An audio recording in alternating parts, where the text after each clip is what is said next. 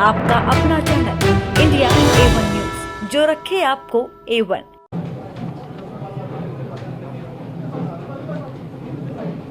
आप सब लोगों को मेरा नमस्कार।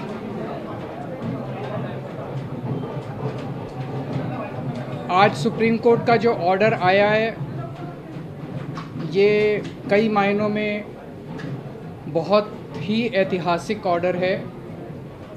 दिल्ली के लोगों की बहुत बड़ी जीत है। दिल्ली के लोगों के साथ जो अभी तक अन्याय होता आया, उनके साथ माननीय सुप्रीम कोर्ट ने न्याय किया है। आज से 8 साल पहले 23 मई 2015 को हमारी 14 फरवरी 2015 को सरकार बनी थी। फरवरी, मार्च, अप्रैल, मई 3 महीने के अंदर, सरकार बनने के 3 महीने के अंदर ही जैसी हमारी सरकार बनी, 67 सीट आई। 3 महीने के अंदर ही प्रधानमंत्री जी ने एक आदेश पारित करवाया केंद्र सरकार से कि दिल्ली के सर्विसेज के मामले अब दिल्ली की मुख्यमंत्री के पास नहीं रहेंगे, वो एलजी के पास रहेंगे या केंद्र सरकार के पास रहेंगे। इसका क्या मतलब हुआ? इसका मतलब ये हुआ कि दिल्ली सरकार में काम करने वाले जितने भी ऑफिसर हैं, जितने भी कर्मचारी हैं, ऊपर से लेके नीचे तक, आईएएस अफसर से क्लास ए से लेके क्लास 4 कर्मचारी तक, चपरासी तक, सारे कर्मचारियों की ट्रांसफ़र पोस्टिंग, उनकी डिसिप्लिनरी प्रोसीडिंग्स, नई अपॉइंटमेंट, पोस्ट क्रिएट करना, पोस्ट एबॉलिश करना, पक्के करना, ये सारा जो है ये अब दिल्ली की चुनी हुई सरकार के पास नहीं होगा। यानी कि अगर मैं मुख्यमंत्री हूँ, मेरे सामने कोई कर्मचारी रिश्वत ले रहा है, मैं उसे सस्पेंड भी नहीं कर सकता, मैं उसकी ट्रांसफ़र नहीं कर सकता। एजुकेशन सेक्रेटरी कौन होगा ये हम नहीं तय कर सकते, हेल्थ सेक्रेटरी कौन होगा ये हम नहीं तय कर सकते। ये आदेश प्रधानमंत्री जी ने 23 मई 2015 को पारित किया। 8 साल को इस्तेमाल करके दिल्ली के कामों को जानबूझ के रोका गया। हम दिल्ली में स्कूल अच्छे करना चाहते थे तो वो जानबूझ के ऐसा एजुकेशन सेक्रेटरी बिठाएंगे जो कि काम ना करे। हम अगर मोहल्ला क्लिनिक बनाना चाहते हैं तो जानबूझ के ऐसा हेल्थ सेक्रेटरी बनाया जाएगा जो कि काम ना करे। जानबूझ के ऐसा फाइनेंस सेक्रेटरी बिठाया जाएगा जो हर चीज़ के अंदर अड़ंगा अड़ाए। तो इसको इस्तेमाल करके दिल्ली के हर काम को रोका गया। एक तरह से मेरे दोनों हाथ बांध दिए गए पीछे और मुझे नदी में फेंक दिया गया कि अब तैरो। ये तो ऊपर वाले का शुक्र है कि दोनों हाथ बंधे हुए होने के बावजूद भी हम किसी तरह से तैरते रहे और ऊपर वाला हमारा साथ देता रहा। इन सारी कठिनाइयों के बावजूद दिल्ली के अंदर हम लोगों ने इतना शानदार काम किया पिछले 8 साल के अंदर। तो आप सोच सकते हैं कि अगर हमारे पास पूरी पावर होती तो हम कितना ज़्यादा काम कर सकते थे। आज हम सुप्रीम कोर्ट के जस्टिस चंद्रचूड़ के जो और 4 जजेस हैं उस बेंच में, संविधान पीठ में, उन सब के तहे दिल से शुक्रिया अदा करते हैं कि उन्होंने हमारे साथ न्याय किया। मैं दिल्ली की जनता को केवल नहीं देना चाहता, बधाई देना चाहता हूं और उनका शुक्रिया करना चाहता हूं कि जो इतना लंबा संघर्ष था, उस संघर्ष में दिल्ली की जनता ने मेरा साथ दिया। दिल्ली की जनता के साथ के बिना मैं कुछ नहीं कर सकता था। आज जो ये इतनी बड़ी जीत हुई है, ये उन्हीं के आशीर्वाद, दिल्ली की जनता के आशीर्वाद और उनके साथ का, उनके सहयोग का नतीजा है। कदम कदम पे उन्होंने मेरा साथ दिया, दिल्ली की जनता ने। अब हमें एक बहुत बड़ा मौका मिला है। दिल्ली का काम जो है अब ये 10 गुना स्पीड से होगा। आज के आदेश के बाद बहुत बड़े बड़े काम होंगे अब दिल्ली के अंदर जो सोच भी नहीं सकते। सबसे इम्पोर्टेंट है, हमें एक ऐसा प्रशासन देना है दिल्ली के लोगों को जो कि रेस्पॉन्सिव हो, जो कि जनता की ज़रूरतों के प्रति सिंपैथेटिक हो, कंपैशनेट हो। तो अगले कुछ दिनों के अंदर आप देखेंगे बहुत बड़ा प्रशासनिक फेरबदल होगा। कई सारे ऑफिसर्स को, कर्मचारियों को ट्रांसफ़र किया जाएगा इस आधार पे कि उन्होंने अभी तक कैसा काम किया। कुछ ऐसे ऑफिसर्स हैं, कुछ ऐसे कर्मचारी हैं जिन्होंने पिछले कुछ महीनों में, 1-1.5 साल में दिल्ली की जनता के काम रोके। कुछ ऐसे ऑफिसर्स हैं जिन्होंने दिल्ली में मोहल्ला क्लिनिक में दवाइयाँ बंद करा दी, अस्पतालों के अंदर दवाइयाँ बंद करा दी, जल बोर्ड की पेमेंट रोक के कई जगह पानी बंद करा दिया। ऐसे कर्मचारियों को, ऑफिसर्स को चिन्हित करके उनको अपने कर्मों का फल तो भुगतना पड़ेगा। लेकिन बहुत सारे ऐसे कर्मचारी और ऑफिसर्स हैं जो बहुत घुटन महसूस कर रहे थे, ईमानदार लोग हैं, काम करना चाहते हैं। उन सारे कर्मचारियों को, उन सारे ऑफिसर्स को मौका मिलेगा काम करने का। उन सबको जो डेडवुड है, जो करप्ट हैं, जो इनएफिशिएंट हैं, उनको अच्छी पोस्टों से हटा के साइड किया जाएगा और जो अच्छे हैं, एफिशिएंट हैं, ईमानदार हैं, रेस्पॉन्सिव हैं, कंपैशनेट हैं, उन लोगों को, उन सारे अधिकारियों को और कर्मचारियों को मौका दिया जाएगा कि वो दिल्ली की जनता की सेवा कर सकें। सारे प्रशासनिक सिस्टम को भी दुरुस्त किया जाएगा। ये सारा सिस्टम भी सड़ा गला सिस्टम है। ऐसा सिस्टम बनाया जाएगा जो जनता के प्रति जवाबदेह हो और जनता के लिए रिस्पॉन्सिव हो, जनता की ज़रूरतों के प्रति रिस्पॉन्सिव हो। तो व्यवस्था के अंदर जितनी कमियां हैं, इन सारी कमियों को दूर किया जाएगा। तो पूरे सिस्टम को और ऑफिसर्स को और कर्मचारियों को जनता के प्रति जवाबदेह बनाया जाएगा और जनता के लिए रिस्पॉन्सिव बनाया जाएगा। एक लीन एंड थिन गवर्नमेंट तैयार की जाएगी। Lean, thin, responsive, compassionate and accountable government. ये हम चाहते हैं। दिल्ली, जैसे दिल्ली ने पूरे देश को शिक्षा का मॉडल दिया, हेल्थ का मॉडल दिया, अब एक ऐसे गवर्नेंस का, एडमिनिस्ट्रेशन का मॉडल हम जनता के सामने रखेंगे, पूरे देश के सामने रखेंगे।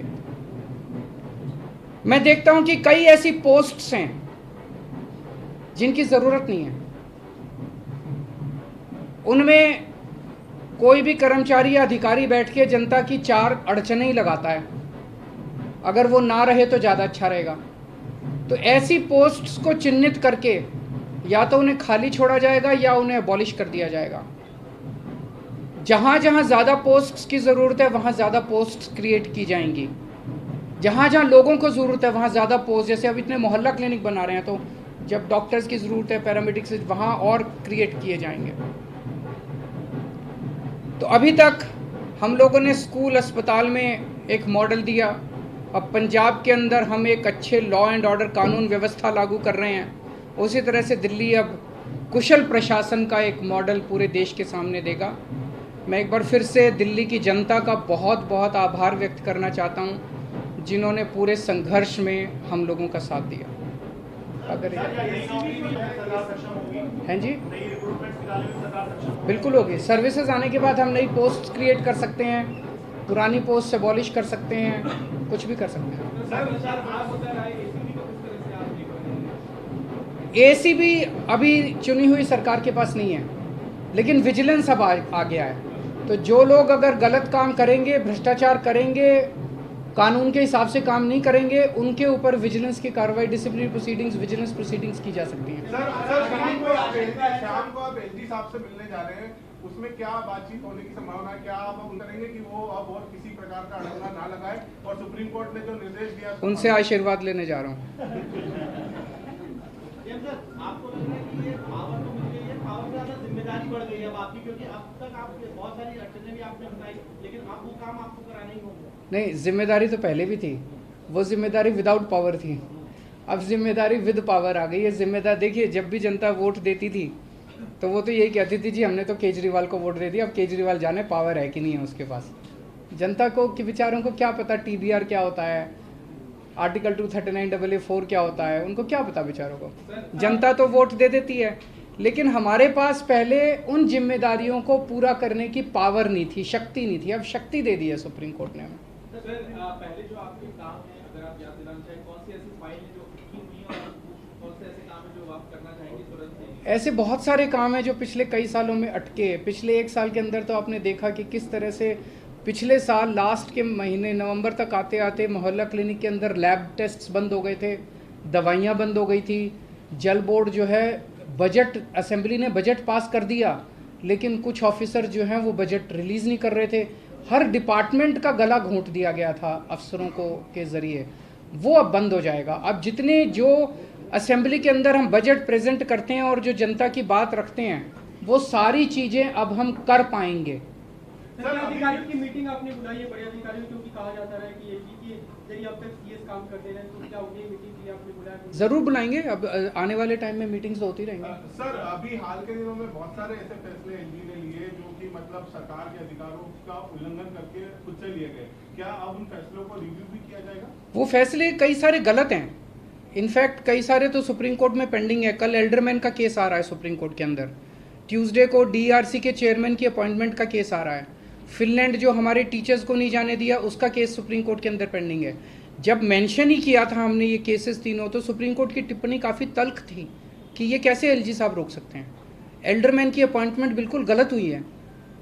जो डीआरसी के चेयरमैन 4 महीने से फाइल एलजी साहब के पास पड़ी हुई थी, एलजी साहब ने अपॉइंटमेंट नहीं होने दी, तो हमें सुप्रीम कोर्ट जाना पड़ा। मुझे लगता है कि अब इतना सुप्रीम कोर्ट जाने की, हाई कोर्ट जाने की ज़रूरत शायद ना पड़े। अब शायद हम अपने स्तर के ऊपर ही कई सारे निर्णय ले सकते हैं।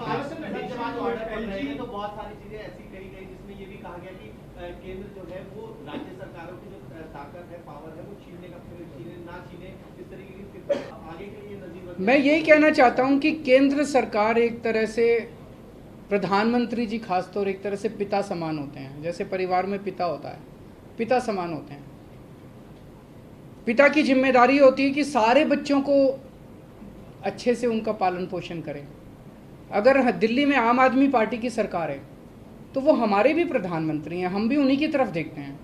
चाहे बीजेपी की किसी राज्य में सरकार है, किसी में कांग्रेस की सरकार है, किसी में आम आदमी पार्टी की सरकार है, वो सारे के सारे प्रधानमंत्री को एक तरह से पिता समान देखते हैं कि भाई ये अब कोई मुसीबत आएगी तो हमारी मदद करेंगे। लेकिन अगर जैसे ये 23 मई 2015 को आदेश पारित करके दिल्ली सरकार की पावर छीन ली गई, 8 साल तक हमें बिना पावर के काम करना पड़ा, काम रुक गया, किसका फ़ायदा हुआ? आज सुप्रीम कोर्ट ने साबित कर दिया कि ये गलत था, ये ऑर्डर बिल्कुल गैर संवैधानिक ऑर्डर था। जितनी सख्त लैंग्वेज के अंदर सुप्रीम कोर्ट ने बोला है, उससे ये साफ जाहिर है कि ये ऑर्डर केंद्र सरकार का बिल्कुल गलत था। तो इतना गलत ऑर्डर उन्होंने पास किया, तो उसका मतलब तो यही था कि आम आदमी पार्टी की दिल्ली की सरकार को फेल करना उसका मकसद था, और तो कोई मकसद नहीं था। देश का तो भला नहीं हुआ, दिल्ली का तो भला नहीं हुआ, केवल और केवल लोगों का नुकसान हुआ। ये नहीं करना चाहिए। चुनाव में लड़ते हैं, राजनीति कर लो, चुनाव में एक दूसरे को जो बोलना है बोल लो, लेकिन चुनाव खत्म होने के बाद चाहे कोई बीजेपी की सरकार है, चाहे कांग्रेस की सरकार है, आम आदमी पार्टी की, हम सबको मिलकर काम करना चाहिए। वो देखेंगे, अभी तो ऑर्डर है।